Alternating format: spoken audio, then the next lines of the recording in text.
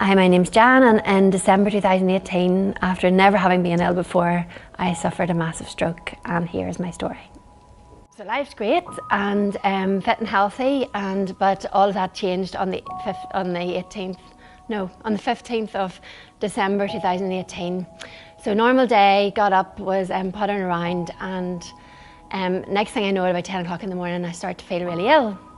So sort of migraine type symptoms, never really had those before, but that's what I'm guessing people have told me that they're like. Within a very quick period of time, I actually started to get lose my vision and actually got quite unsteady on my feet, and then very quickly started to lose sort of all my coherency in terms of speech, etc. So my husband called 999, and very quickly I was in an ambulance on my way to Craigavon.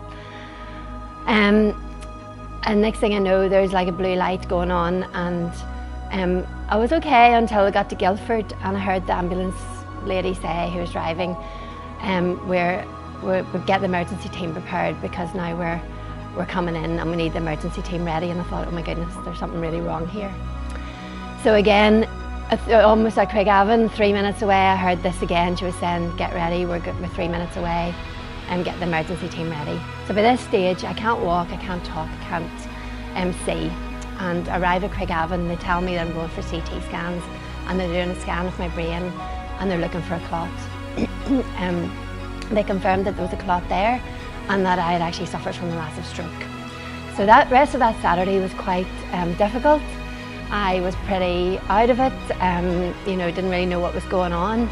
And my husband later told me that the doctors and nurses had said to him, you actually need to prepare yourself. Your wife is really, really ill, and you need to prepare yourself that life as you know it might not be the same, that we don't know what way this is going to go. The next 24 hours are critical. She can't walk, she can't talk, she can't see. So you're just going to have to, just prepare yourself for that. He actually left to go home and see to the kids, and I was at that stage on my own with the nurse in the ward, or in the medical room. And the nurse, I just remember her saying to me, are you okay? And they were checking me every 15 minutes. And even in that space, all I can remember is thinking, I need to pray. And I was quite, I was sort of half aware of what was going on, but I really felt God really, really close to me. And as it happened, she was Christian, and I must have been quite coherent, and I said to her, I'm just lying here praying. And she says, well, just keep doing that. So anyway, by about 7 o'clock, I actually was able to start to talk to her again. Still couldn't see, still couldn't walk, and had very little use of my hands. But before she went off on her shift at 8:30, she said to me, I want to get you on your feet. So she actually got me standing up. So there we go, from me having a massive stroke in the morning. We're now at 7 o'clock, I'm talking, and I'm actually standing on my feet. Can't walk yet, and I can't see properly, but I'm not really able to use my hands, but I'm on the way there.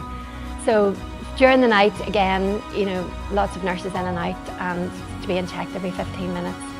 I must have dozed off, and by about 6 o'clock the next morning, I woke up, and the first thing, I took an eye patch off, and I was able to see. So again, I had a limited use in my hands, but I was able to use one, and I thought I need to get my phone, I need a text, and I need to get in touch with church, and I need to get a prayer circle going, because really I'm a big, massive believer in prayer. So I did that, and the church started to pray, and my prayers were answered pretty much almost immediately. The next day I was able to actually go independently to shower and wash my hair. By the Tuesday I had passed all my cognitive tests. By the Wednesday I passed all my physiotherapy tests, and by the Thursday I was back home with my boys in my own house. And I mean, the key things in this for me were about God and how He's in all of the detail, because my house normally on a Saturday morning is I'm actually there by myself, and the boys are all off at sport. Guy goes off to watch them at sport, and I'm pottering around. And this particular day, God was in the detail because it was really, really bad weather outside, and everybody was there, so hence we were able to call the ambulance. Otherwise I'd have just been left lying at home. God also goes before you, because in the ambulance, when they were calling through to Craigavon, I actually felt an amazing sense of calm, and it really was peace that transcends all understanding, because I actually thought, oh, there must be somebody else in the ambulance, because I don't feel this is me, that all this is emergency is about. And then, you know, I just want everybody to know that God is answering prayers in the 21st century, just the way He did in Jerusalem all those years ago, as we read about in the Gospels. He is actually working here. He's answering prayers and He's healing in the 21st century. And actually 8 weeks later, I was on a ski slope in France after suffering a massive stroke.